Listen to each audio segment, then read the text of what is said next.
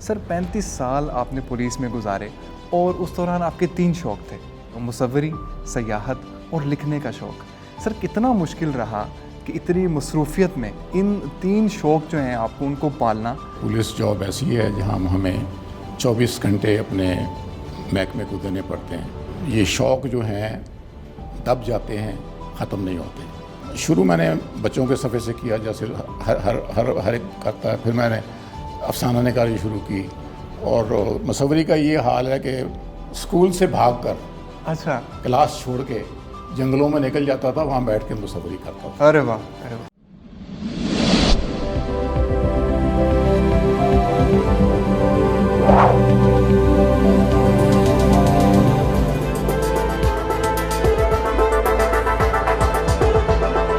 السلام علیکم خواتین و حضرات، میں شعیب امام ایک نئے انٹرویو کے ساتھ حاضر خدمت ہوں۔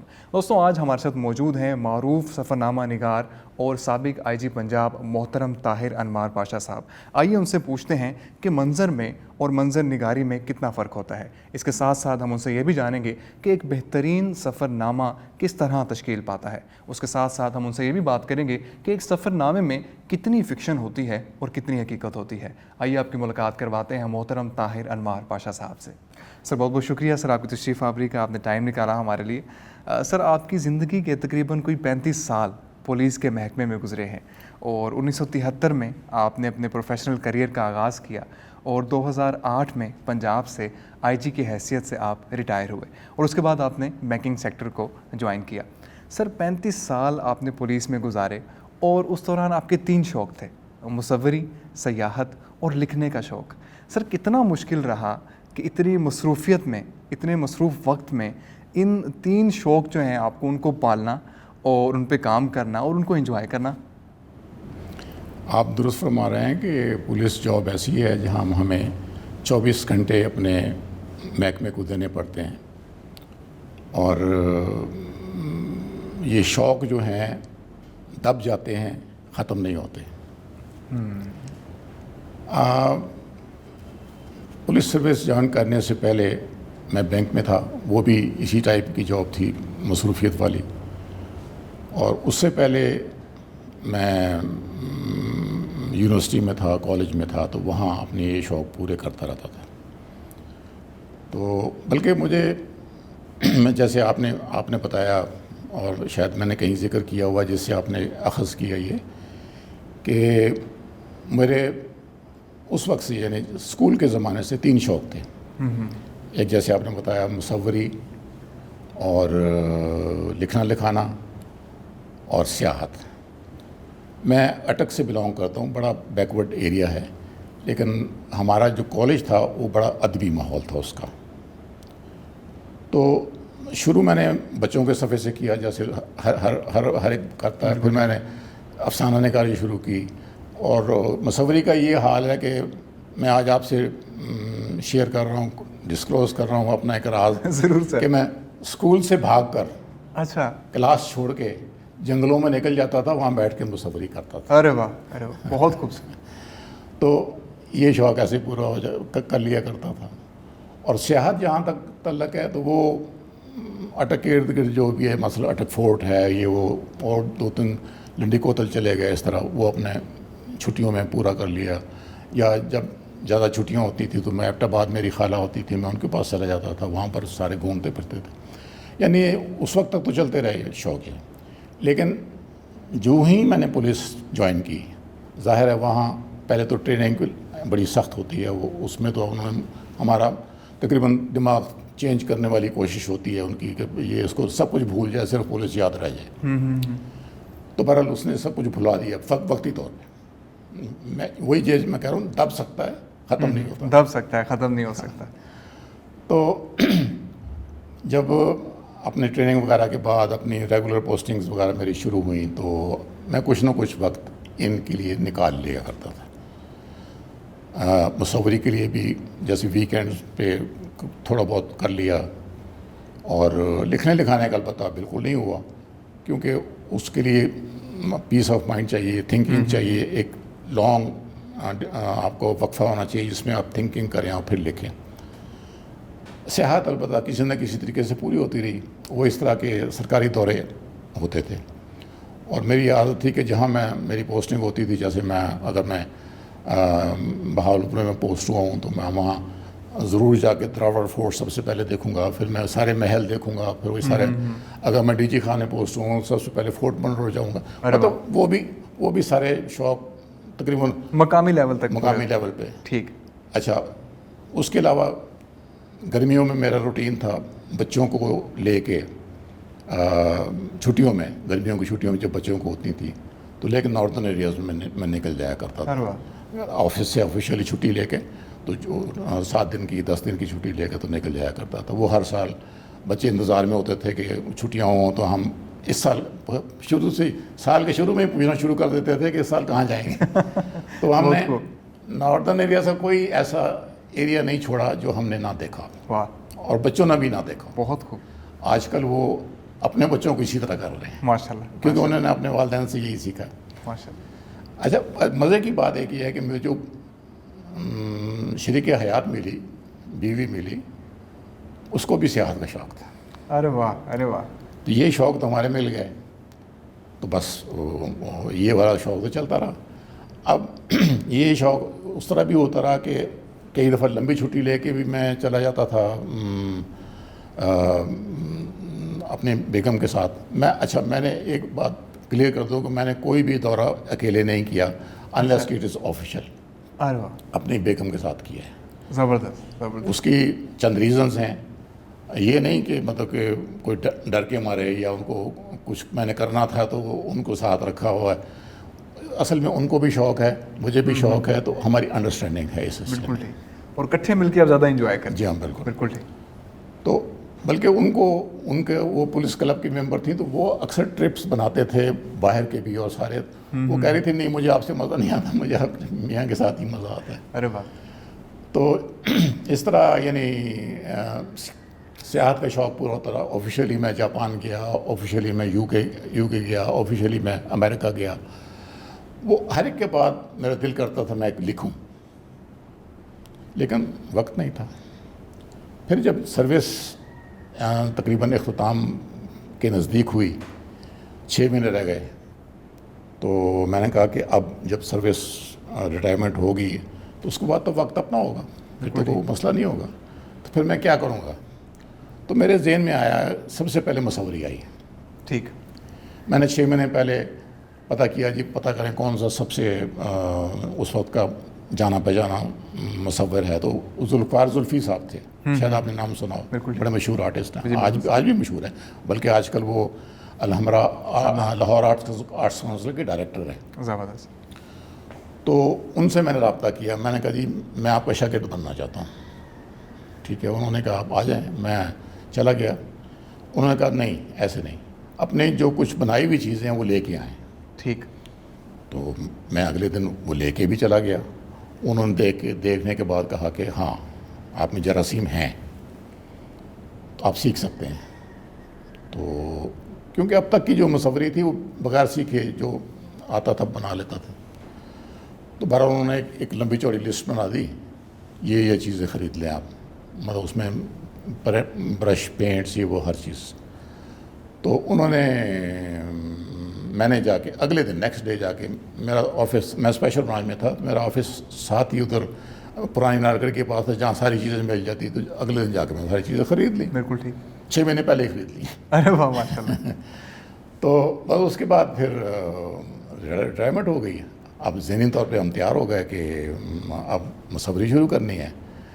تو اس میں ہوا یہ کہ مجھے ایک آفرز آ گئیں. مطلب وہی میرا پرانا فیلڈ جو تھا بینکنگ کا، کیونکہ بینکنگ میں بھی میں نے ٹاپ کیا تھا، اور پورے پاکستان میں جو بینکنگ کا ایگزام ہوتا ہے اس میں نے گولڈ میڈل لیا تھا. زبردست. تو وہ کئی بینک ڈیورنگ سروس بھی مجھے انوائٹ کرتے رہے کہ آپ ہمیں جوائن کریں. تو وہ فار سم اور ادر میں 3 دفعہ ریزائن کیا سروس سے. اچھا. For this reason only to join bank. اچھا. ہاں ہاں. پولیس سروس میری چوائس کی سروس نہیں ہے. ہاں ہاں ہاں. I was imposed, it was imposed on me. اچھا. میں ہوں، کس نے امپوز کیا؟ امپوز مطلب کہ وہ آپ کی میری پوزیشن بہتر آ گئی تو انہوں نے کہا جی آپ ادھر آ جائیں. بالکل ٹھیک. یا شاید کوئی سائیکارٹسٹ کو نے کوئی رپورٹ ایسی کی ہوگی ہے جو بھی انہوں کا یا پولیس میں جائیں گے. میں سمجھ گیا. اچھا وہ ویسے پریسٹیجیس سمجھی جاتی تھی, ہم نے بھی کہا چلے ٹھیک ہے یہ بھی دیکھتے ہیں. تو بندہ خود ٹھیک ہو تو ہر جگہ ٹھیک رہ سکتا ہے, ایسی کون سی بات. بدنام ضرور ہے, میں ایڈمٹ کرتا ہوں سر لیکن بندہ خود ٹھیک ہو تو بے شک. کوئی ایسی بات نہیں. اب سارے بینکوں کے ہیڈ کوارٹر کراچی میں تھے, کراچی میں نہیں جانا چاہتا تھا, صرف ایک بینک کا ہیڈ کوارٹر اسلام آباد میں تھا, اس کو میں نے جوائن کر لیا. 3 سال کا کانٹریکٹ دیا انہوں نے, وہ پھر وہاں اس سے زیادہ مصروفیت جو انہوں نے محکمہ مجھے دیا تھا اس سے زیادہ مصروفیت ہم نے کی. مطلب تو 3 سال پھر وہ سامان خراب ہونے لگا تو پڑے تو میں نے پھر اپنی بیٹی کو, اس میں تھے جراثیم, تو میں نے اس کو دے دیا. میں نے کہا چلو آپ کرو. مطلب وہ فشنگ ہو گیا تھا مطلب وہ جو شوق تھا اس وقت سے وقتی طور پر. بالکل ٹھیک. 3 سال کے کانٹریکٹ کے بعد بینک نے آفر کیا جی رینیو کرتے. میں نے کہا سوری بہت ہو گئی, کافی ہو گئی, اب مجھے اپنی زندگی گزارنے دیں.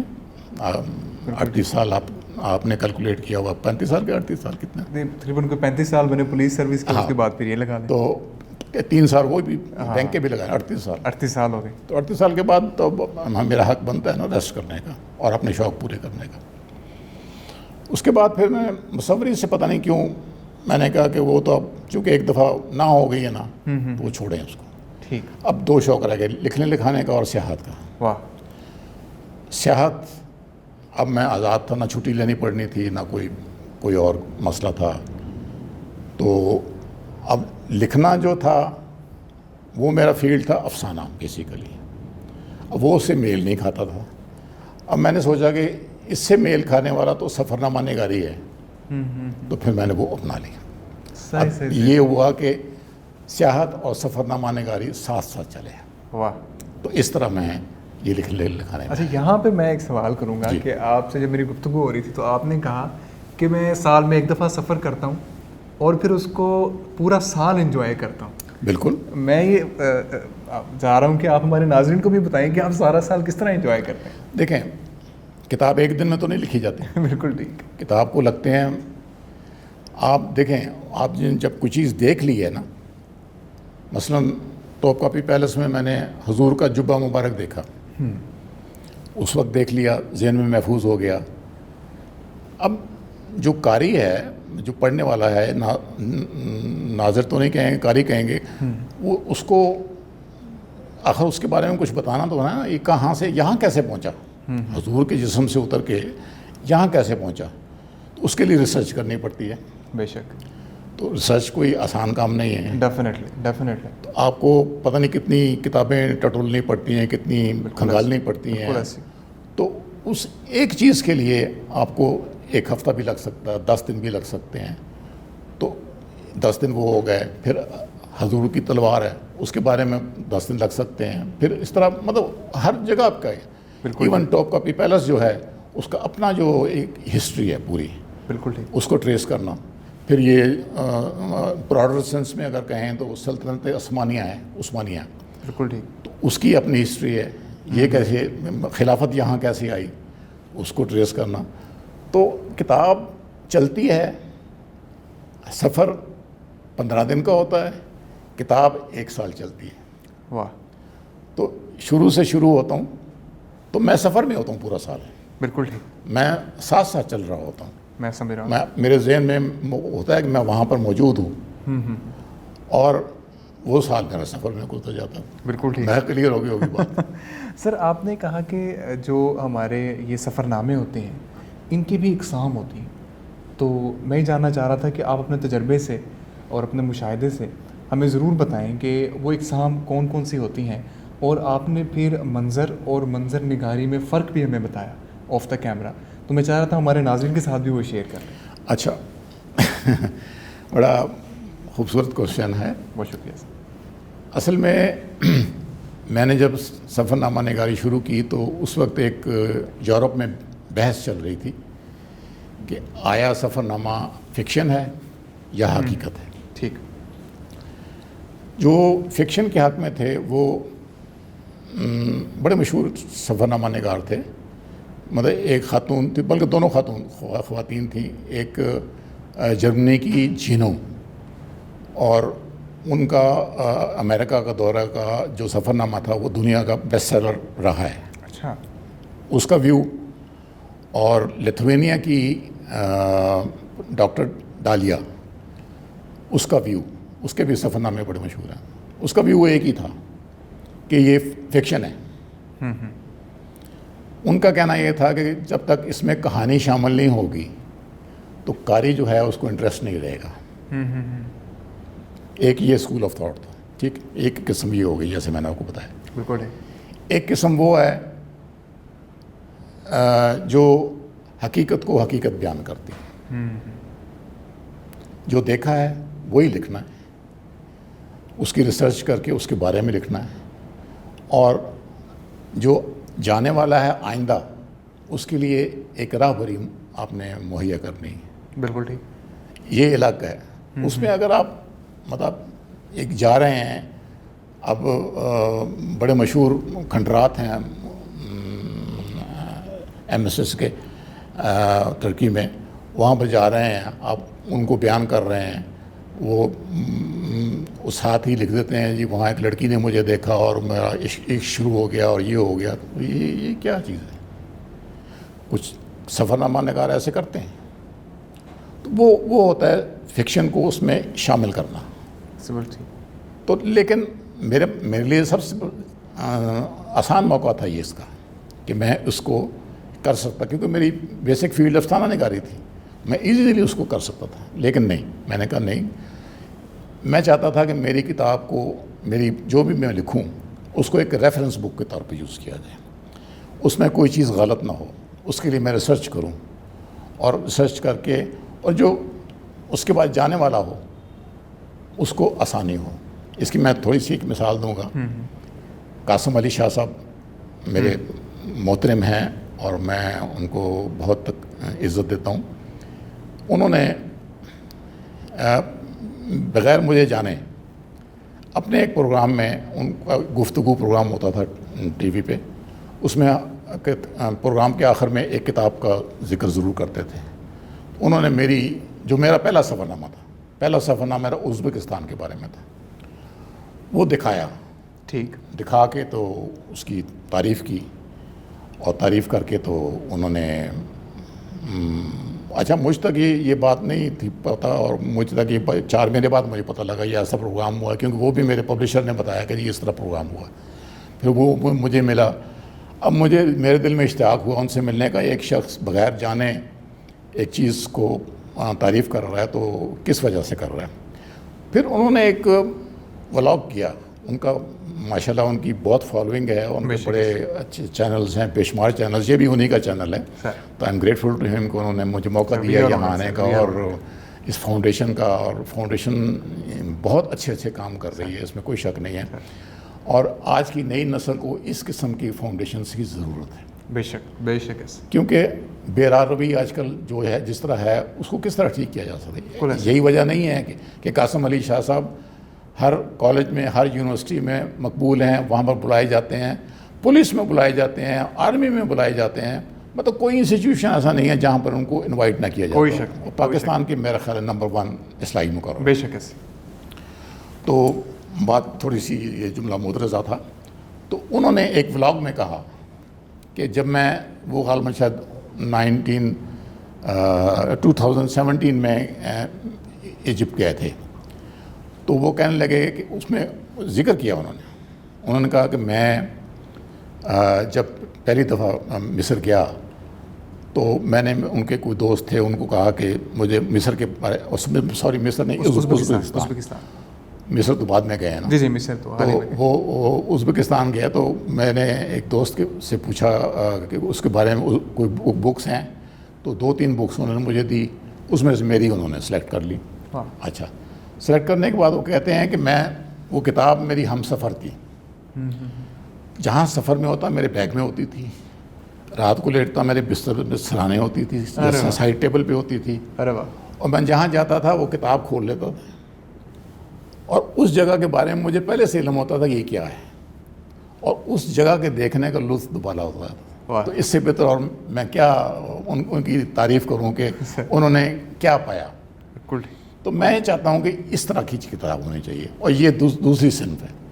پھر ایک دو اور اقسام ہیں, وہ ہیں ایک آبجیکٹو اور ایک سبجیکٹو. بالکل ٹھیک. آبجیکٹو ہوتی ہے جو آپ کا اپنا ویو نہیں ہے, وہ حقیقت ہے. سبجیکٹو یہ آپ کا اپنا پرسنل ویو ہے. پرسنل ویو جو ہے وہ پڑھنے والے کے اتنا امپورٹنٹ نہیں ہے, کیونکہ جو آپ کی فیلنگ ہے ضروری نہیں اس کی فیلنگ بھی ہو. تو جو امپورٹنٹ ہے وہ آبجیکٹو ویو ہے کہ دنیا کیا کہتی ہے اس کے بارے میں, اور تاریخ میں کیا ہے اس کے بارے میں, اور اس مقام کی حیثیت کیا ہے, اس کو تاریخ میں کیا مقام ہے. میں بالکل سمجھ گیا سر. آگے بڑھتے ہیں. سر یہ بھی سنا ہے ہم نے کہ آپ کے جو انداز تحریر ہے اس پر تحقیق بھی کی جا رہی ہے. سر اس پہ تحقیق بھی کی جا رہی ہے, تحقیقی مقالہ بھی لکھا ہے. ہاں, اس کے بارے میں تھوڑا سا اگر ہمارے ناظرین کو بتا. جی اس طرح ہے کہ پنجاب یونیورسٹی پاکستان کی میرا نمبر 1 یونیورسٹی ہے. پنجاب یونیورسٹی میں ایم فل کا مقالہ صرف میرے طرز تحریر پہ کیا جا رہا ہے. ارے واہ. ایک طالبہ ہیں ایم فل کی, اور آج کل لکھ رہی ہوں تھیسس, فائنل سٹیج پہ ہے.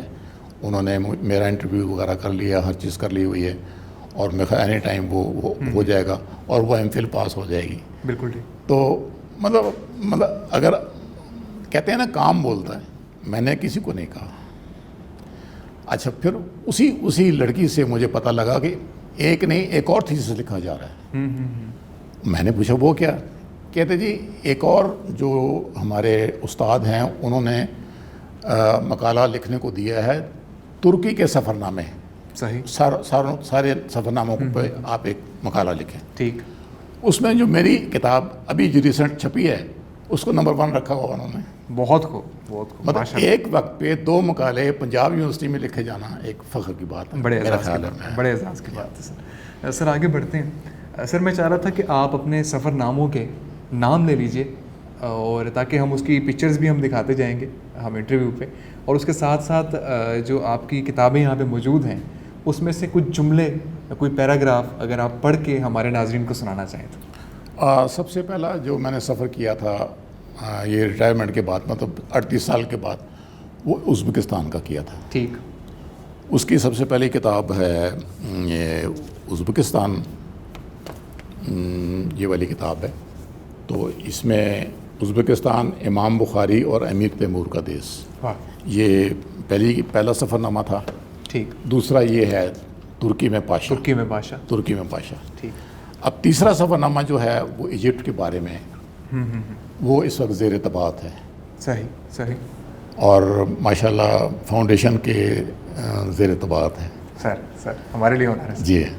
تو وہ لاسٹ ایئر میں نے دورہ کیا تھا. صحیح. اس سال میں نے اس کو پھر کمپلیٹ کیا, مطلب لاسٹ ایئر جون میں کیا تھا, اس سال جون تک میں نے اس کو کمپلیٹ کیا. بالکل ٹھیک. اور اس کی ساری کمپوزنگ وغیرہ ہو گئی, اب پرنٹنگ پروسیس میں.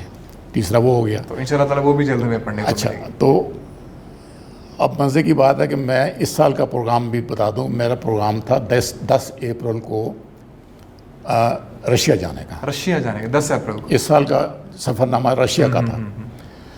10 اپریل کو سیٹیں بک ہو گئیں, ہوٹلز بک ہو گئے, فلائٹس ساری, ہر چیز, مطلب ویزا بھی آ گیا, ہر چیز ہو گئی. 10 اپریل طے ہو گئی, میں نے جانا تھا. تو وہ یہ جو کووڈ-19 اللہ اس کو غارت کرے, تو وہ آ گیا. مارچ میں پتہ لگا جی ہم نہیں جا سکتے. اچھا وہ پروگرام تو ختم ہو گیا, بلکہ ہمارے جو پیسے ویسے تھے وہ بھی ضائع گئے یا شاید کام آ جائیں گے, کبھی امید پہ ہے. تو لیکن اب میرے لیے وقت گزارنا مشکل تھا. ایک لاک ڈاؤن, اور میرا جو شوق ہے وہ کیسے پورا ہو, اس کے لیے پھر میں نے ایک اور طریقہ سوچا. میں نے اگلی کتاب شروع کر دی. اب پوچھیں گے اب وہ کیسے شروع کر دی کہ سفر تو کیے ہی نہیں آپ نے. جی نہیں, میں نے سفر جو اس سے پہلے بھی کیے تھے, جن کے سفر نامے نہیں لکھے تھے میں نے, جو سب سے ریسنٹ تھے. مثلا میں نیپال گیا تھا, میں سری لنکا گیا تھا, میں جاپان گیا تھا, میں بے شمار کنٹریز اور ہیں، پر وہ اباؤٹ 34 کنٹریز ہیں جو جن میں نے ٹریول کیا ہے. صحیح. تو میں نے کہا ان سب کو جمع کر کے ایک بڑا سفر نامہ لکھتے ہیں. میرا بھی وقت لاک ڈاؤن کا پاس ہو جائے گا، ایک سفر نامہ بھی لکھا جائے گا. اس کے 4 پورشن کیے. پہلا میں نے نیپال کا، کیوں سب سے ریسنٹ نیپال کا تھا، مطلب اس سے پہلے جس کا سفر نامہ نہیں تھا. تو نیپال کا پھر میں نے اس میں پورشن بنایا. پھر اس کے بعد سری لنکا کا بنایا. پھر اس کے بعد میں ملائیشیا، تھائی لینڈ، سنگاپور گیا تھا، اس کا بنایا پورشن. پھر اس کا جاپان کا بنایا، وہ سب سے پرانا تھا. تو اس طرح میں نے کر کے تو وہ پورشن بنا کے ان کے جو یادداشتیں تھیں وہ میں نے اکٹھی کرنی شروع کی. اچھا، میری عادت ہے کہ میں جب بھی جاتا ہوں کہیں اس کے ٹکٹس، اس کے اہم مقامات کی تصویریں جو ہوتی ہیں، تصویریں بھی رکھتا ہوں، اور اس کے ٹکٹس وہ سارے سیو کرتا ہوں. ارے واہ، ارے واہ. تو اس سے مجھے بڑی مدد ملی، اور میں نے اس کو آج کل میں اس پہ کام بالکل ٹھیک. سر وہ پیراگراف اگر آپ پڑھ کے سنا دیں اپنی کتاب سے تو ہمارے ناظرین اس کو بہت انجوائے کریں گے. اس میں ایک پیراگراف مجھے بڑا پسند ہے. پیراگراف تھوڑا سا ایک پیج ہے. ضرور ضرور. تو اس میں ترکی اور پاکستان کی محبت کا اظہار بھی ہوتا ہے، اور ہماری تھوڑی سی وہ بھی پریشانی بھی ظاہر ہوتی ہے. وہ اس طرح تھا کہ ہم ترکی میں انطالیہ سے کیپاڈوکیا جا رہے تھے. ٹھیک. اچھا، وہاں پر وہ ہمارا گروپ نہیں تھا، وہ ہم انڈیویجولی کر رہے تھے سفر. تو لیکن وہاں کے ٹور آپریٹر نے ہمارا وہ انتظام سارا کیا ہوا تھا. تو انطالیہ سے جو گائیڈ وہاں کا تھا اس نے ہمیں ٹکٹ لے کے دے دیے کیپاڈوکیا کے. ٹھیک ہے. ہمیں پتہ تھا ہم کیپاڈوکیا جا رہے ہیں. تو وہ قصہ ہے بڑا مزے کا کہ جب ہم نے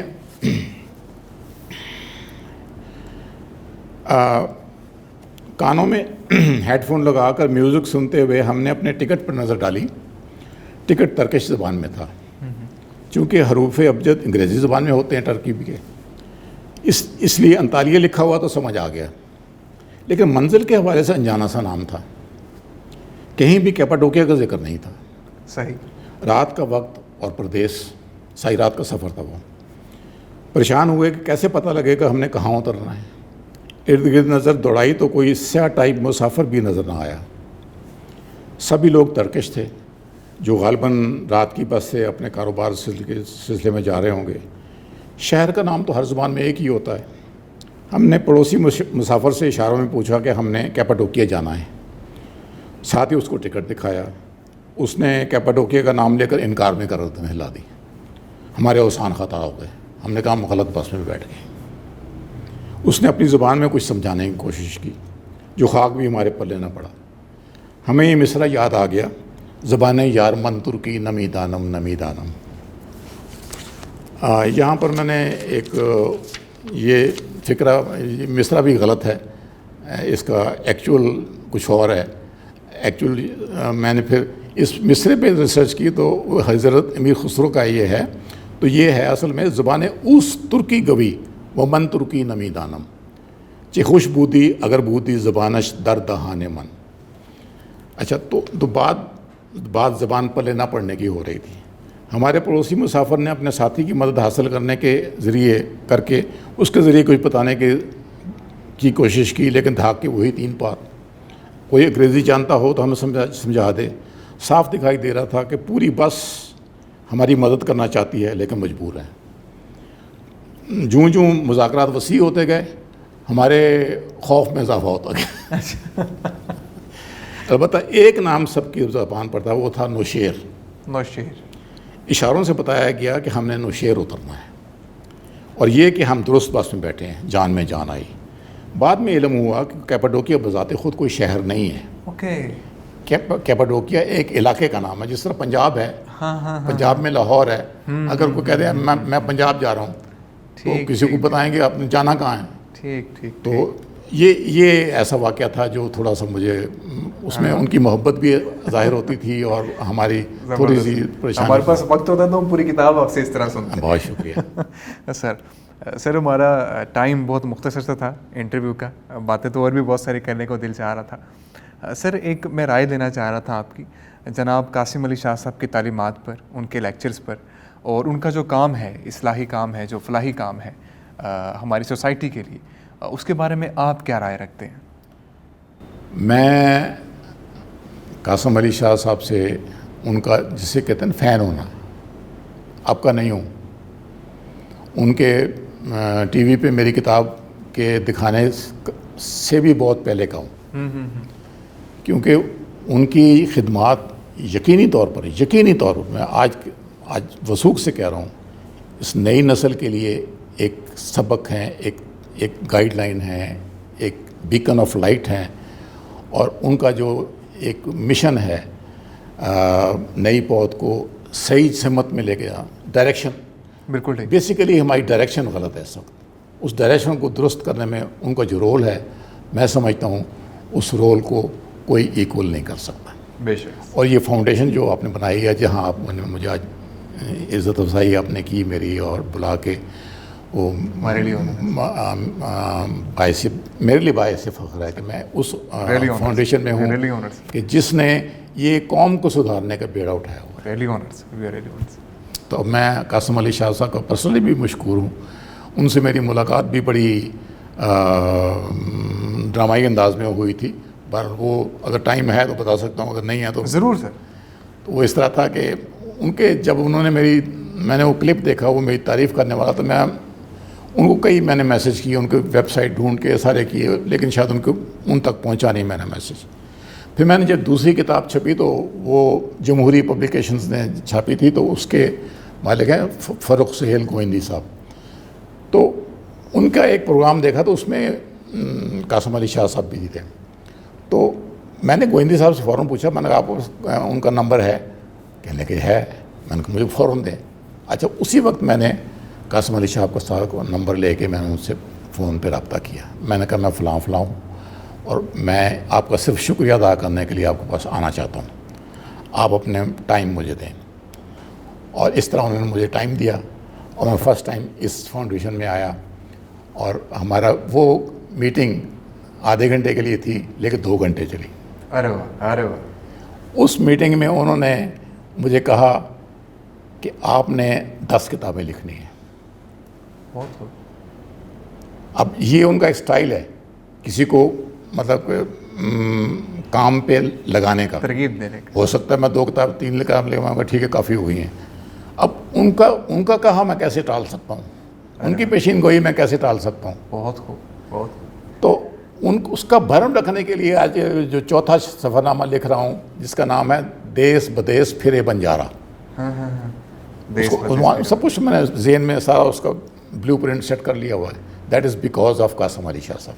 بہت خوب سر. وہ میری گائیڈ ہیں، وہ میرے کیا کہنا چاہیے، میرے رہبر ہیں سر. حقیقت ہے. Sir I am thankful to him. اور اگر میرا میسیج ان تک آپ پہنچا سکیں تو ان کو بتا دیں کہ انشاءاللہ میں آپ کی پیشین گوئی پوری کروں گا. انشاءاللہ تعالیٰ، انشاءاللہ تعالیٰ. سر ہماری دعائیں آپ کے ساتھ ہیں.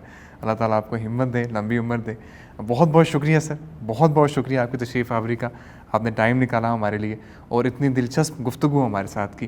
میں امید کرتا ہوں ہمارے ناظرین اس دلچسپ گفتگو سے ضرور مستفید ہوئے ہوں گے. انٹرویو دیکھنے کا بہت بہت شکریہ.